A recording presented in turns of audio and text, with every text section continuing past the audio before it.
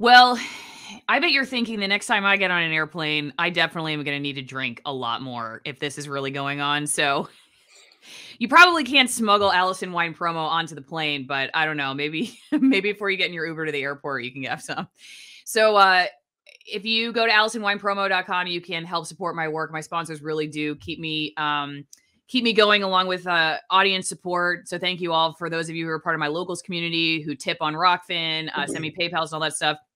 It really does keep us going, especially, you know, fighting censorship and bringing people like Josh on who are talking about stuff like Josh, like you said, even on Fox News Channel, they're willing to go as far as I think talking about mandates. But the second you start talking about the vaccine, that's when everyone starts freaking out.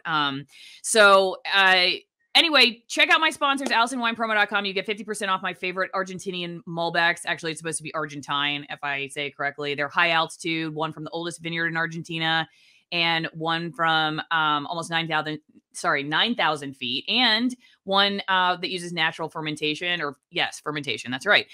You can also go to twinenginecoffee.com/Allison and get some great high altitude Nicaraguan coffee. It's USDA certified organic. They actually have this brand new black edition, which is processed with honey, and it's very good. I just had some this morning.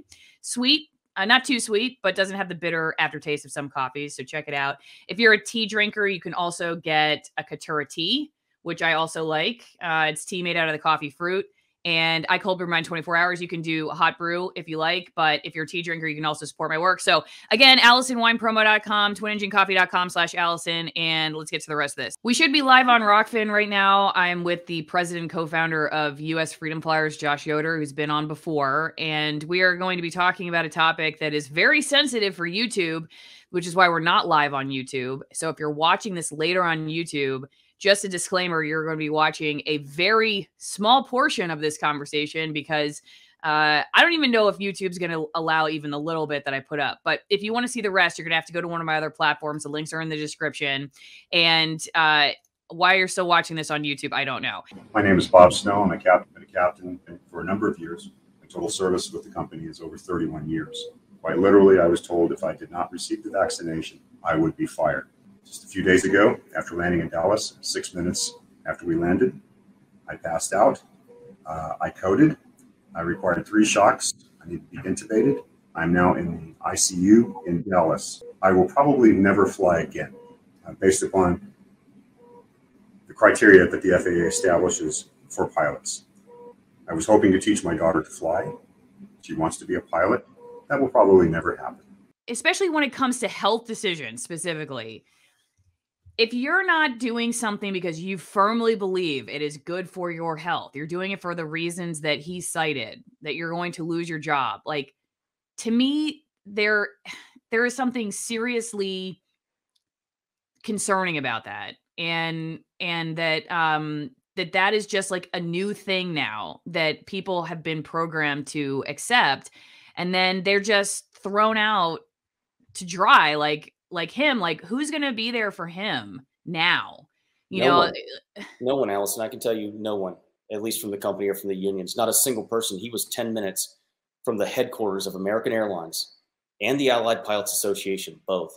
And not a single representative from any one of those organizations came to see him in the hospital. The only people that showed up are many people who flew in from around the country, doctors who came in for free, cardiologist Peter McCullough, Lieutenant Colonel Pete Chambers drove in all the way from California to come here to Dallas to help Captain Snow, U.S. Freedom Flyers showed up.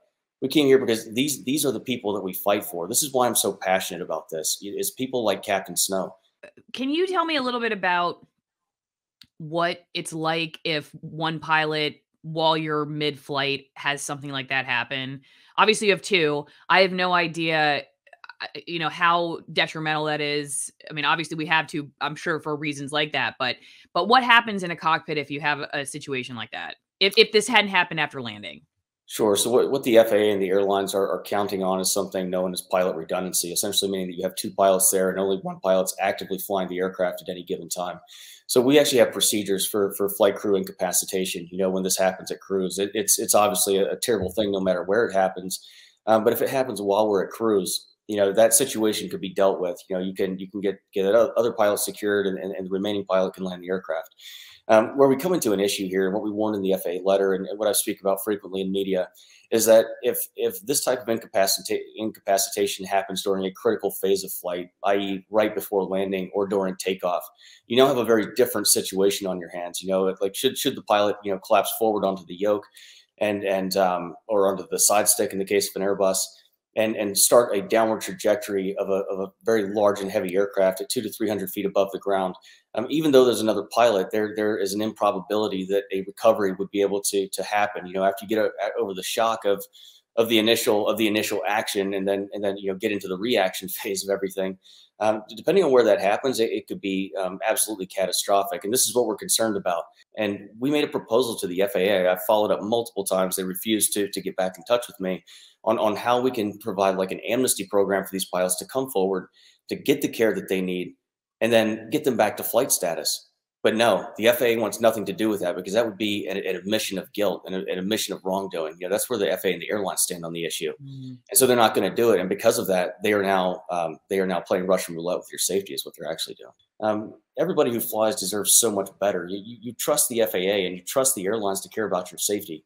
I can tell you that is not their top priority. Their top priority is taking your money.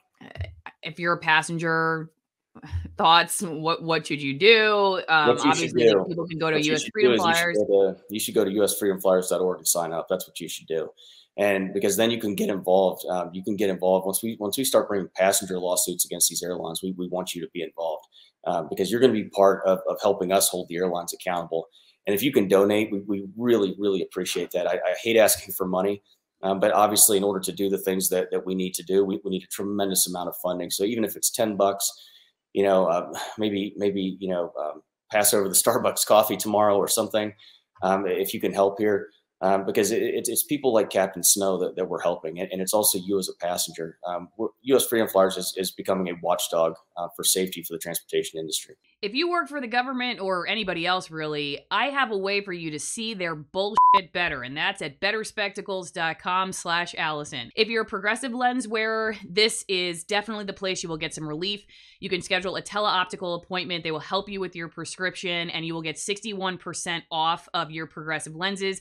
They have really helped my husband, who gets migraines from traumatic brain injury, and they specialize in very difficult prescriptions. They also have Rodenstock glasses. That's what these progressives are, Rodenstock frames. They're a company that's been in business for 144 years, and they've used 10 years of biometric research to customize these lenses for each customer. So go to betterspectacles.com/Allison, get yourself a pair of glasses that work, and let's continue on with the video.